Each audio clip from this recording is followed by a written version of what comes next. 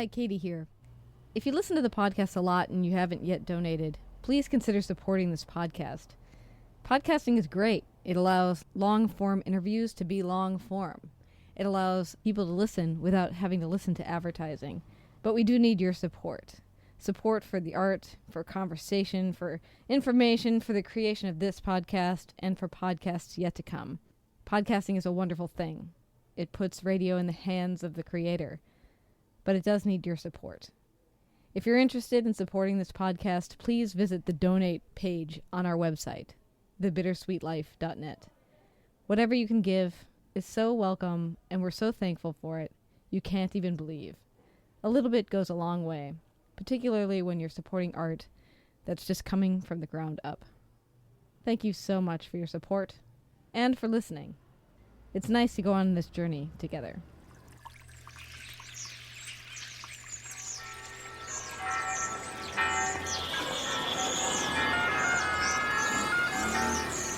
Welcome to Rome.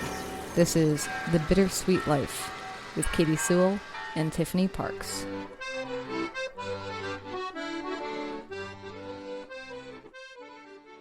Hello, this is The Bittersweet Life. I'm Katie Sewell. Tiffany is away this week, but with me instead, recording at Town Hall in Seattle, is writer Tom Vanderbilt. Tom is contributing editor of Wired in the UK, Outside and Art Forum. He's the author of Traffic, Why We Drive the Way We Do and What It Says About Us, and Survival City, Adventures Among the Ruins of Atomic America.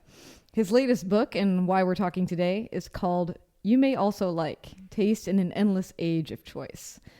So I ask you, as you listen, have you ever asked yourself why you like the things that you like or dislike the things that you hate? Maybe you've had an experience buying something that you loved while you were traveling, and then when you get home, you find out, why did I buy this? So we're going to look into why is that? Where are your preferences coming from? And I have so many questions. I've already told Tom there's no way we're going to get through them all. But thank you so much for doing this. My pleasure. Can I start out by asking you, what are some of the things that you really like? You personally? Oh, geez. It's a huge list. I feel like I'm on Desert Island Discs, and I haven't come up with my 10 top songs of all time. But, I don't know. It sounds like a New York Times personal ad or something. I like travel, long walks on the beach, dog. No, it is a funny thing. You get faced with all these almost binary choices. Are you a dog or a cat person? Actually, I'm sort of both. It depends on the dog, depends on the cat, depends on the time. But I'm pretty omnivorous, especially after writing this book. I really try not to reject things out of hand, things I once might have rejected, because I think there's always a way into liking something. Not that everything is great, that there aren't bad things. That's too big of a question. I'm sorry. That is a big question. I don't know if you found this in your research or not, but did you find that people take pride in what they prefer? Yes, they do. The funny thing, it seems that likes are the things we want to broadcast. These are the things that we we advertise ourselves to the world on social media or other forms. Dislikes, we almost feel them more powerfully, but they're a little bit more private. This could be for a variety of reasons. You might have a dislike of something that everyone else likes, so you're hesitant to come out with that. But, you don't see people. I use the example of like Johnny Rotten wore a T-shirt and he wrote, "I hate Pink Floyd" in black marker. You don't see a lot of "I hate" T-shirts walking around. We like to keep our dislikes to ourselves or maybe to a close circle of friends. And you almost have to find someone you're sure doesn't like something. It can be a little bit of a card game. Who's going to show their cards? That's so true. We have to make sure that we're not stepping on anybody's toes by insulting what they like, essentially, right? Exactly. And there's so many ways you can go wrong with taste. I use that phrase very broadly. I was just reading in today, the Los Angeles Times, there was a story about a guy who's a restaurant reviewer. He went to a Somali restaurant, and he got this dish served to him, and there was sort of a banana on the side. It just looked weird to him. He didn't know why it was there, what it was doing, and he sort of made some comment about it. He joked that it was like an appetizer, and he was trying to be funny. And it turns out that you're supposed to cut up the banana and mix it with the rice, and it's this ingrained part of Somali cuisine. But the first time he had been to one of these restaurants, he didn't know the drill, and he was endlessly pilloried on social media in a sort of fun way, but not always so fun. So, just for a baseline, you start out the book by taking us through the 5 principles in the science of preferences. Remember these off the top of your head? I do. I mean, they're just, I don't know if there's so much principles or things I sort of came up with. I mean, they're not, this isn't like the 5 laws of something, but I mean, one is categorical. This applies in all sorts of ways. We might like a certain food at dinner, but not at breakfast. I mean, how you sort of, shape something. We might like a certain color for clothing, but not for automobile. Our likes are usually not universal, not, I don't know what the right word is, but they're often very kind of dependent upon the category.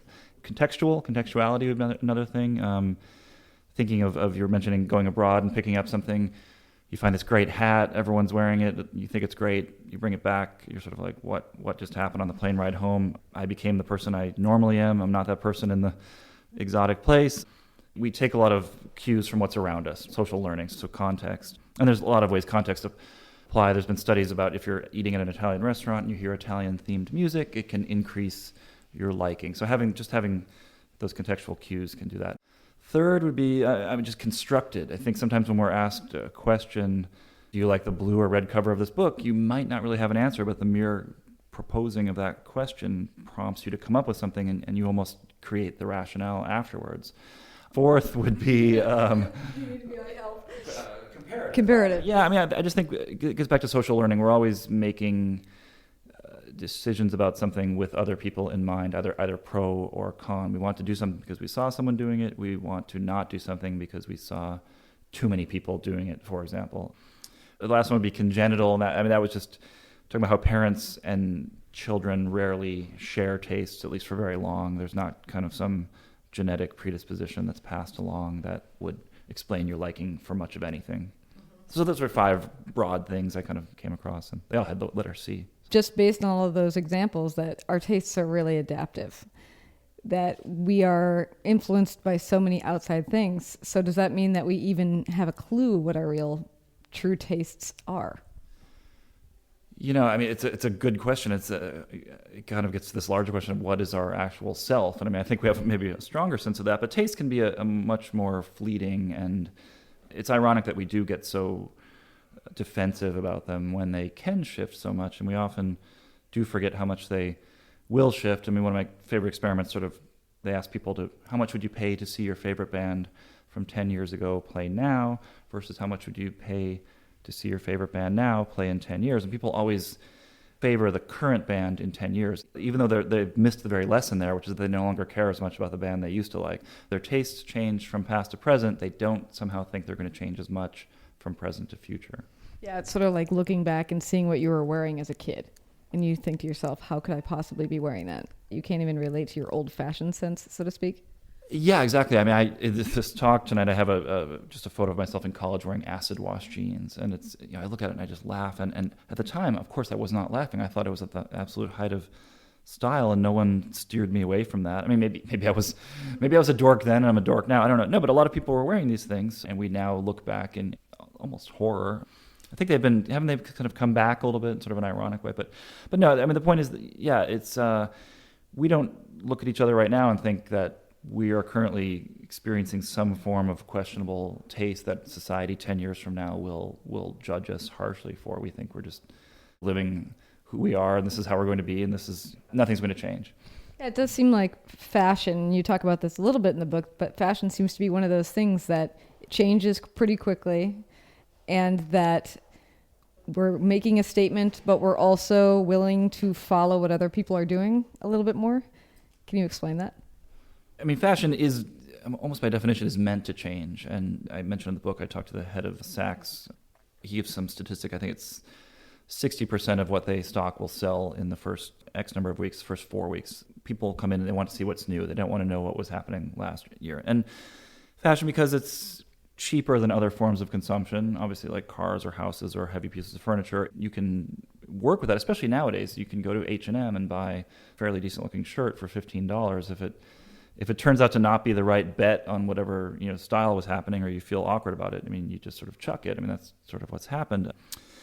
There was a second part to that question lurking there, I think. Why would fashion be a thing if we're all trying to be unique individuals? Why would that be something that we're willing to copy each other on?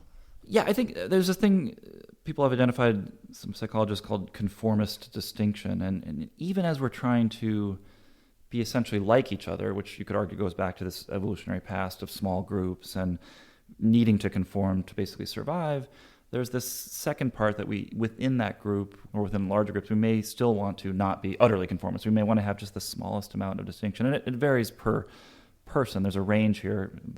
Your avant-garde or hipsters will want to do this more. But the one thing that's interesting is within subcultures, you can find the most hardcore subculture, and they will be intent on differentiating themselves as much as they can from the mainstream. But then within that very group, as this research has found, they become incredibly conforming within that small group.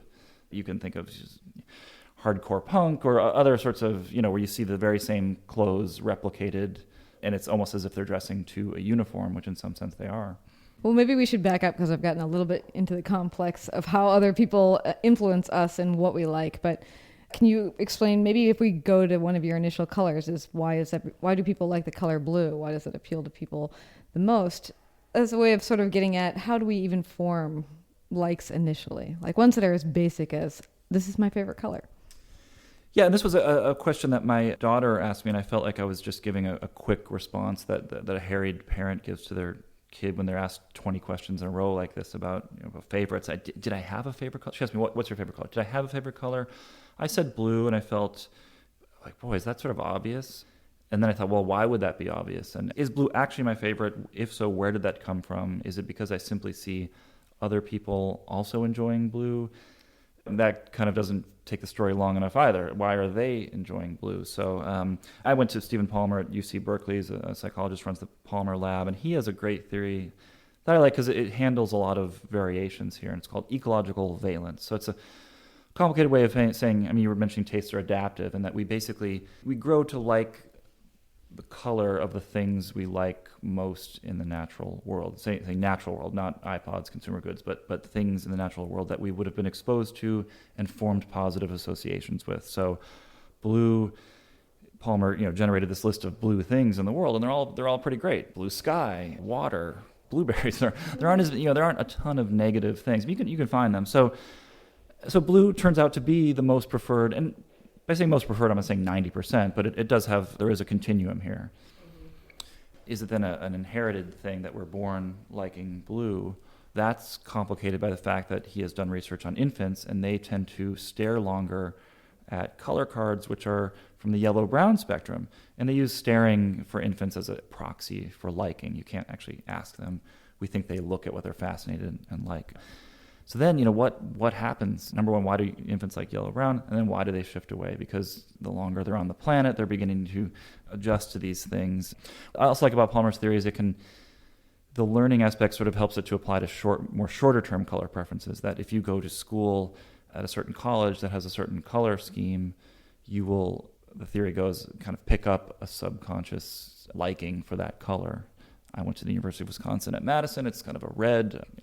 I still like blue, but so while I was there, I probably, if you had quizzed me, you could do this. You can prime people the other direction, show them negative images of a color associated with a color, like red blood, with a wound, for example, and the liking for red will go down. So it's kind of this ever fluctuating, almost like a mirror you're holding up to the world of the things that really you feel great about, and that seems to inform color preference. Now here in the city of Seattle, where the skies are not often blue, I often wonder if people might be drawn to more sort of silvery grays or something. I'm thinking of like the Seattle Seahawks or something, but anyway, just. But the Seahawks is predominantly blue. Yeah, well, you're surrounded by water too, right? So you get that too.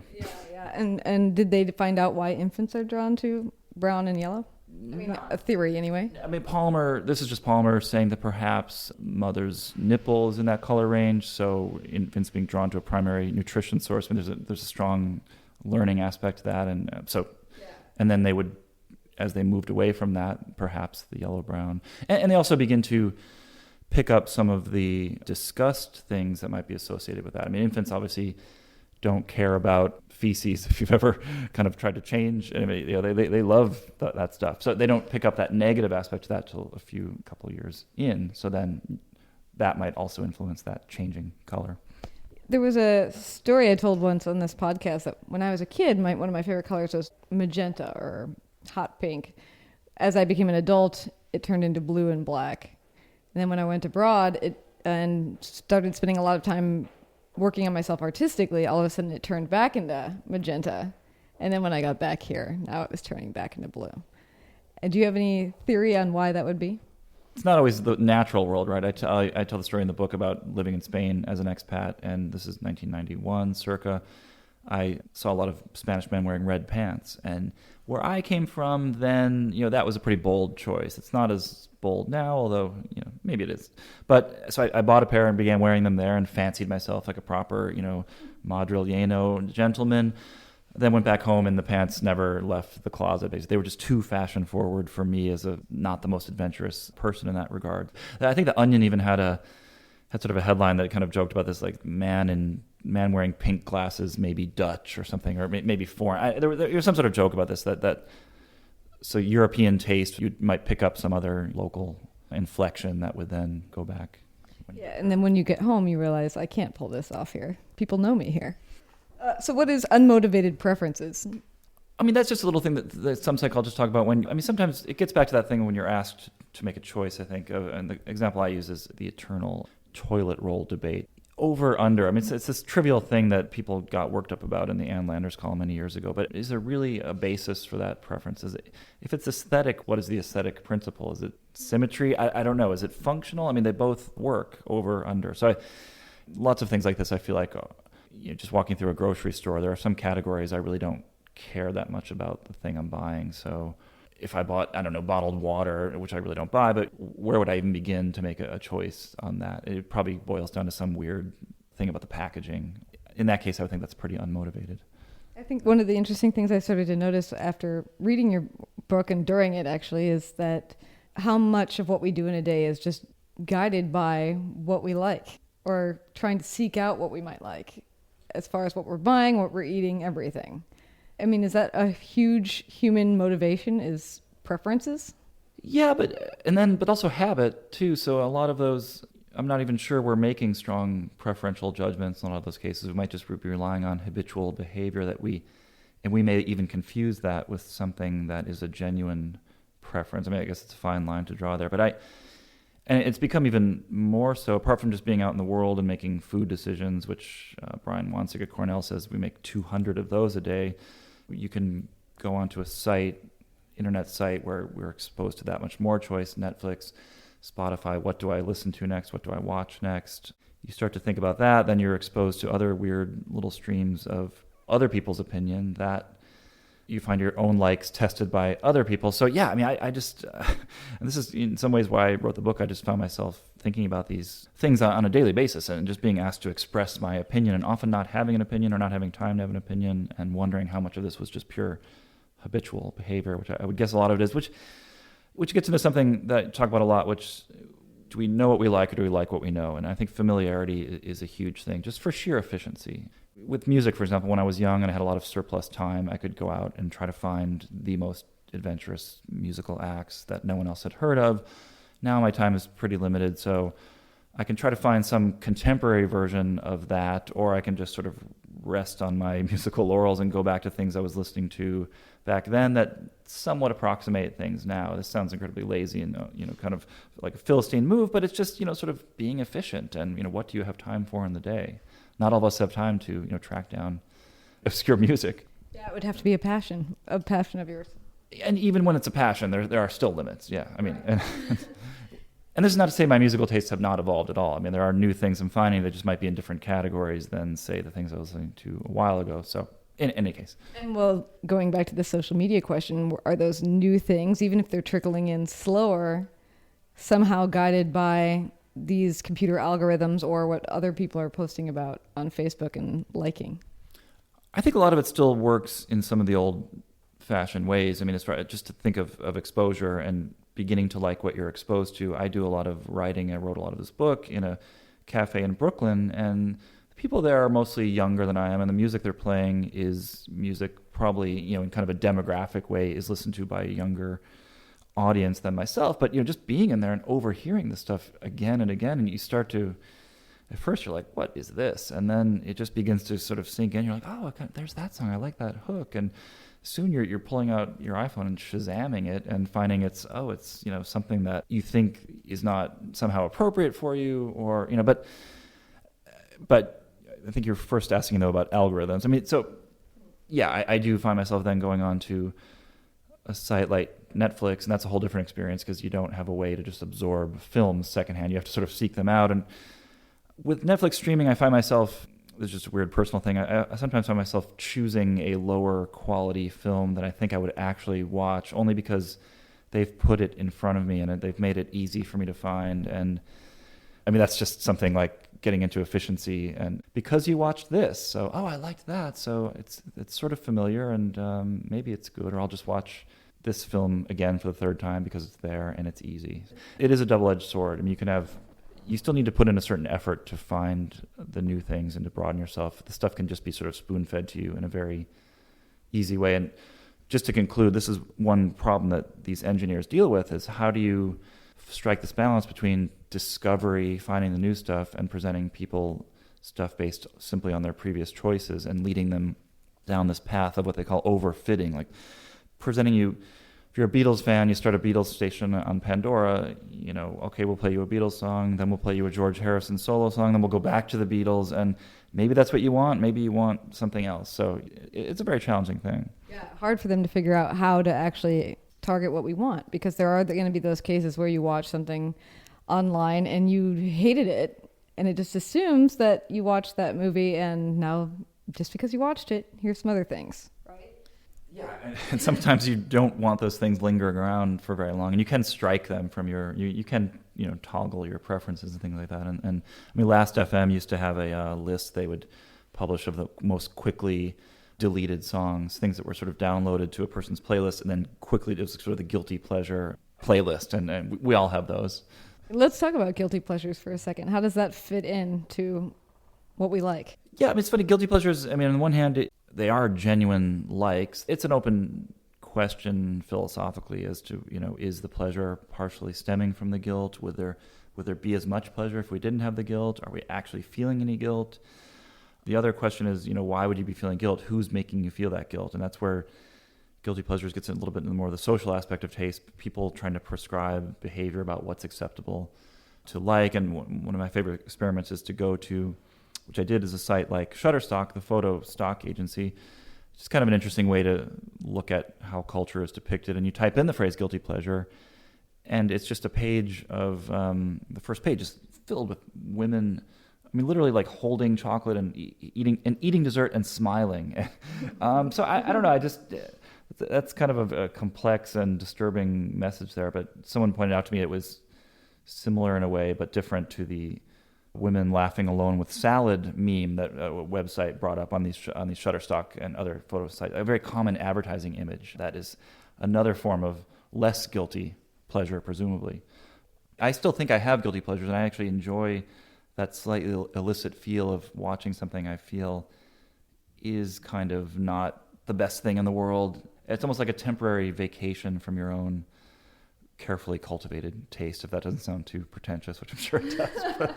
I mean, it's almost admitting that you do something while saying, I know I shouldn't be doing it. It's sort of like watching things that you would, for whatever reason, because of your taste, consider garbage television or something like that. Yeah, and this is where categorization can really help. I can say that I genuinely love, I don't know, let's say McDonald's Big Mac and fries without necessarily also saying it's the best thing in the world, or that I think it's even on a par with anything else. But by categorizing it in a certain way, you can increase your liking for that thing and also sort of protect your liking for other things that may be above that. And I think we do this all the time instinctively with, it gets into the contextual idea again, is this a great hot dog I'm eating? Well, no, but is it pretty good for an airport hot dog? So we always make the adjustment, and you don't want to go through life with these sort of elevated expectations. This is my feeling. I've come to think that overall low expectations are a better life strategy, and maybe this is from living in New York too long. We're kind of out of a Woody Allen film or something, but there's less room to be disappointed, and there's more room for pleasant surprise. So let's talk about food a little bit more, because that's where a lot of people have pretty strong likes and dislikes. One of the things I thought was so interesting was when you were talking about what we order on a menu and how what we order can change how it implants in our memory. So if we go to a restaurant we always go to and we order the same thing we always order, it's going to store itself in our brain differently than if we go there and we try something we've never tried before.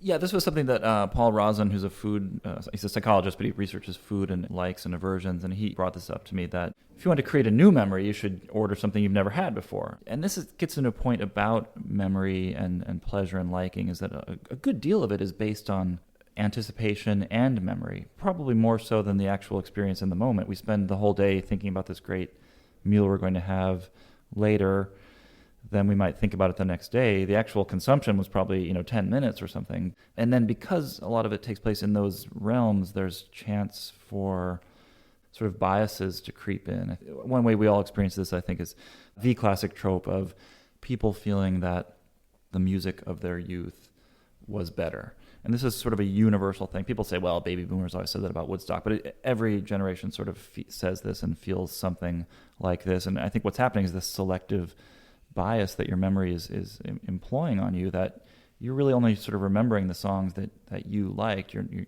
of forgetting about all the lesser stuff that has sort of dropped out of your memory. So you're creating this rosier picture. Someone compared it to sort of your memory is like a jukebox playing only your favorite hits, like you've queued up your favorite hits at the bar or something. That's what you're remembering from your past, but there were probably a lot of bad experiences as well that you've written out. So if you get to something like that, where, circling back to food, you get to something where you dislike a certain food and you've decided that, how do those dislikes get formed, I guess? How does a dislike become a like at some point?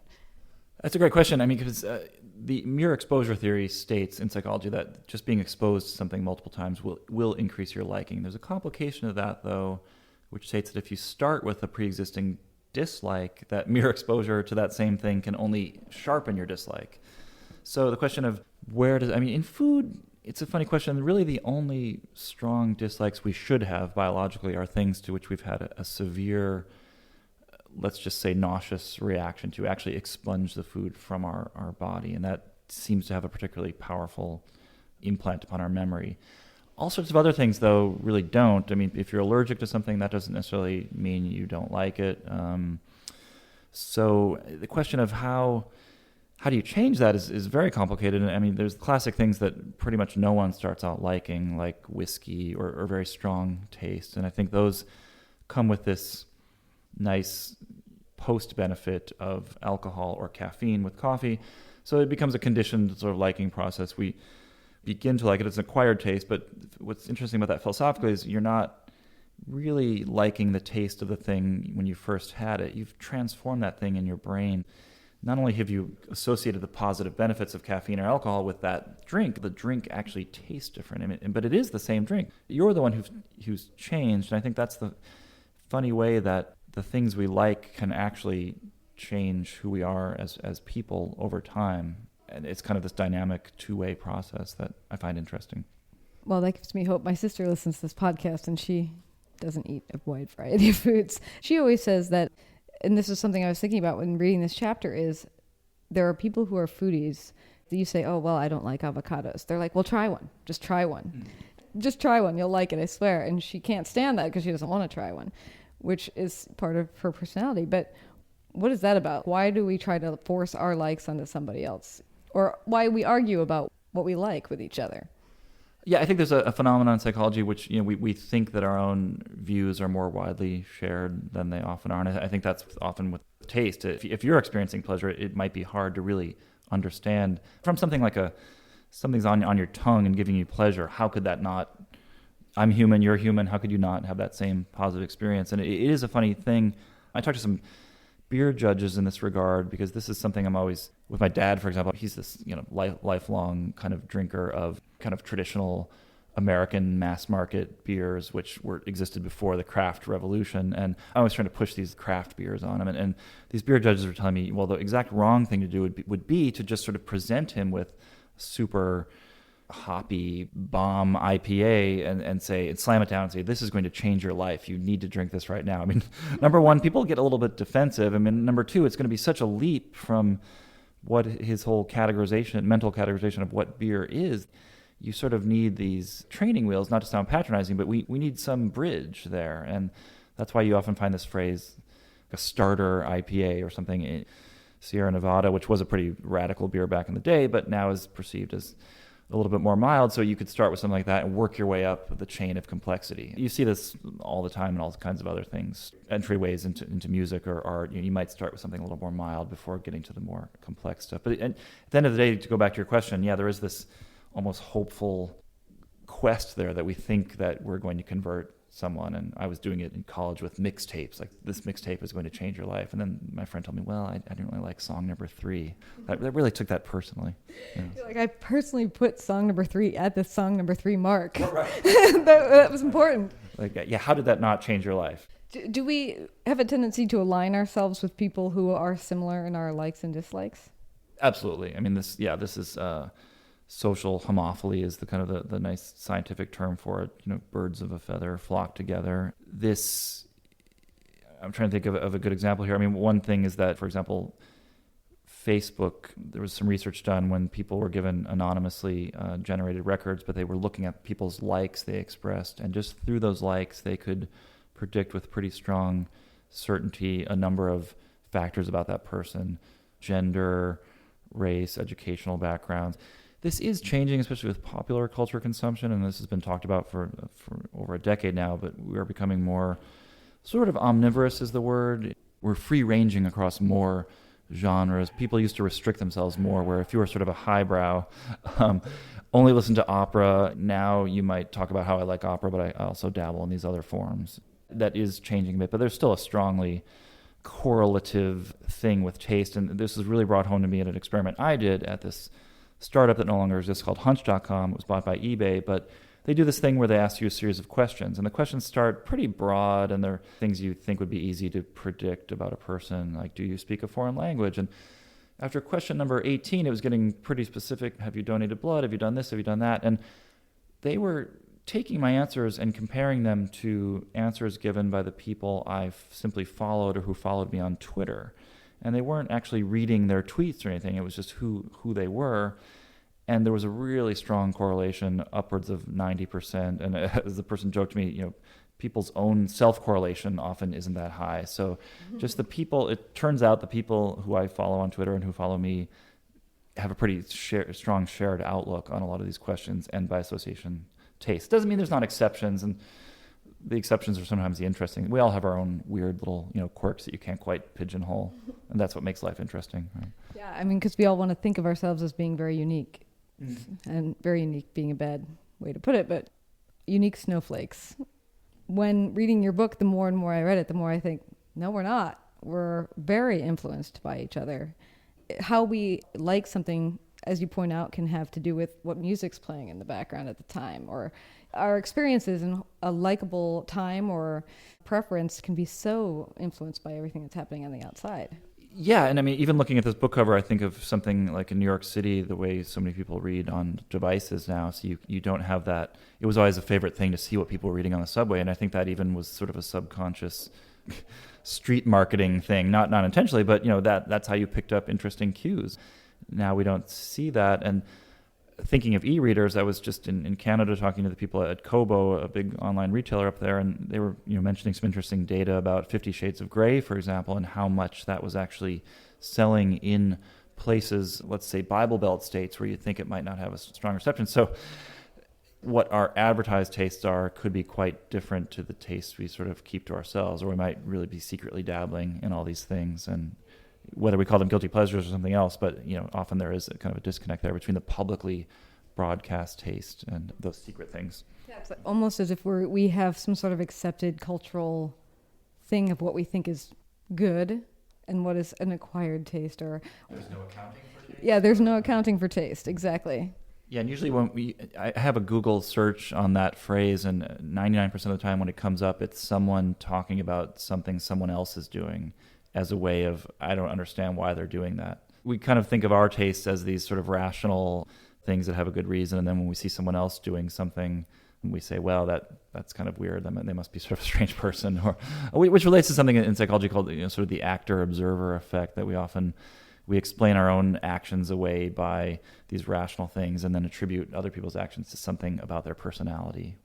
There's no accounting for taste is something that we should be directing at ourselves a little more often. Absolutely, yeah. We did a episode recently with a woman who talked about being in a museum. She was an art historian, and she pointed out that people, when they're in a museum, only look at something for 17 seconds. And I was asking her to hypothesize about why she thought that was, but do you have a hypothesis on that now after doing this research about why we're moving on when it comes to art? Yeah, I mean, the first thing is that figure was generated at large institutions like the Metropolitan Museum of Art, of which I'm a proud member, but I go to the Met a lot because there's a lot to see there. And the idea that you could go to that institution once and even scratch the surface. So almost this panic sets in where you're just trying to race from painting to painting to try to see what you think you should see.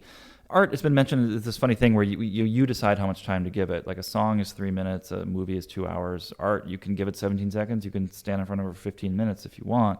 What's interesting about that also, though, is that Jeffrey Smith, who did that initial study, has done a follow-up study at the Art Institute of Chicago, and he's found that the figure, that mean viewing time, has kind of stayed the same, but there's been a new behavior added to that mix, which is people taking selfies of themselves in front of the art. So they haven't expanded the time. So you're still giving it 27 seconds, the figure varies, but now you're even doing less actual viewing. You're just kind of doing this selfie. And I mean, selfies in front of art, I mean, that gets into a whole other taste discussion in terms of what might be called social signaling. Are you taking that picture of yourself in front of the art because you are genuinely enthused about being in front of that art, or are you trying to broadcast this thing over social media of, hey, I'm a cultured person, I went to this museum and brought myself here? Because this is something that I think is important about taste, especially in a democracy, and this is something that Tocqueville was talking about in the 19th century. As more of us have access to the same things, where do you find distinction?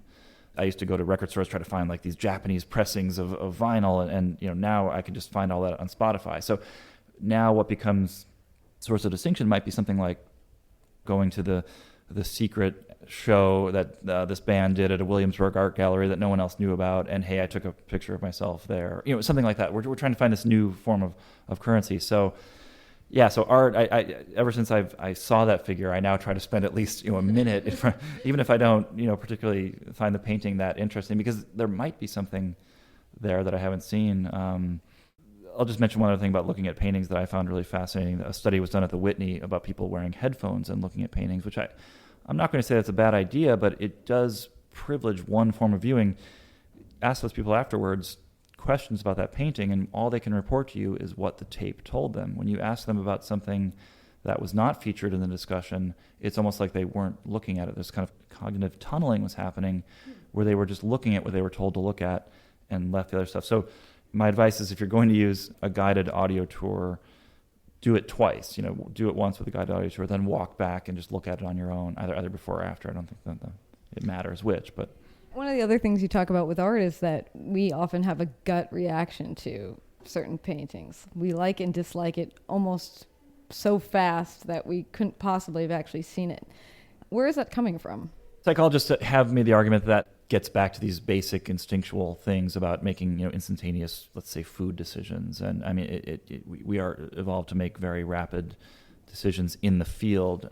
Yeah, what's interesting to me about that is that Clement Greenberg had this great quote. He said, all original art looks ugly at first. So I think this gets back to that thing we were talking about with whiskey or other acquired tastes. There can be something where you have a strong reaction to something, but often it's unclear what that reaction actually is. And I think a lot of us, in the face of that uncertainty, attribute it to disliking something. But there may actually be within that strong reaction the seeds of this liking that just, it's not the same kind of liking as a more simple reaction to something like a sugar hit or something like, wow, that's great. It's a more complex thing that might take some time to really unpack. You might have to figure out exactly what it is you're reacting to. Someone may have to show you. Art is a complex thing, and I think a lot of our tendency, though, is to make these snap judgments, especially in the absence of information, which is what a lot of contemporary art is. It's society hasn't actually decided, in many cases, whether it's good or not. Sometimes it doesn't really have explanatory wall text or a long explanation of who painted it and why. We just have to sort of make up our mind on the fly. And often that can be a very perilous tightrope to walk, and you may make quote unquote the wrong decision, and that's just some of the anxiety I think we feel. if you can hear any noise in the background, that is your crowd. Tom is about to speak tonight, so this is his crowd starting to come in that we're hearing walking up and down the hallway and talking. So I just want to ask you two more things because you have to get out there. But I have to ask you about this warbler bird story that you told. I found that absolutely fascinating. Yeah, this guy, Bruce Byers in University of Massachusetts, was recording the chestnut-sided warbler, this community of them near his office. And so in 1988, he recorded a group of their songs. And he went back in 1995 and found that almost the entire repertoire had changed. It was almost as if there was kind of a Billboard chart of warbler songs, and they had kind of gone through several cycles of taste and had kind of emerged with this new warbler style that was out there. But there's two types of songs, and one type of song they sing is very particular function for mating, and this is life or death for warbler passing on genes, right? So that stuff didn't change at all because they were expending a lot of mental energy to get that imitation just right. His point, drawing away from this, gets into something that's been called the neutral drift theory, which, when applied to taste, states that a lot of these tastes might change simply because of almost people are trying to copy one another, like these birds were, and getting it slightly wrong, or just tweaking it in a way. Maybe they weren't getting it wrong on purpose. Just very subtle, almost accidental innovation. I mean, the warblers weren't really trying to create new songs. They were just doing this copying, getting it wrong. But in that error, new forms were born. I make the comparison to all kinds of things in music, like everything from the first guitar distortion, which was the result of a broken amplifier, to the stories about the first DJ who scratched a record, or even Cher's auto-tune. Things that were meant to do one thing, and someone pressed the wrong button, and they kind of heard this thing and like, wow, that actually sounds pretty interesting. Who knew? And that's where this sort of innovation comes from, and may then drive taste change because people are exposed to something that turns out they like without even having been able to predict that. So there's just so much in this book. I really suggest that you go get it. It's called You May Also Like by Tom Vanderbilt. So for this conversation, though, what do you hope people notice or take away when it comes to their likes or dislikes? I fear that, as I did with traffic, some people told me with traffic that they never wanted to get into a car again, but I was just trying to sort of, rather than answer questions, maybe just give you an interesting new set of questions to take around with you and interact with the world, because I always think that's a more coming from a point of curiosity and just kind of taking things we might take for granted and unpacking them and presenting them in a new light, and hoping that you do the same, not to paralyze you, but to actually create a richer life experience. I don't think you're going to have less pleasure in life coming away from this, just new and varied forms of understanding. That's my hope, at least. Well, thank you so much for doing this. We appreciate you coming on. My pleasure. And this is The Bittersweet Life. I'm Katie Sewell. Visit the donate page on our website, thebittersweetlife.net. All donations are reserved exclusively for the creation of audio content. Your financial support keeps us strong. Thank you.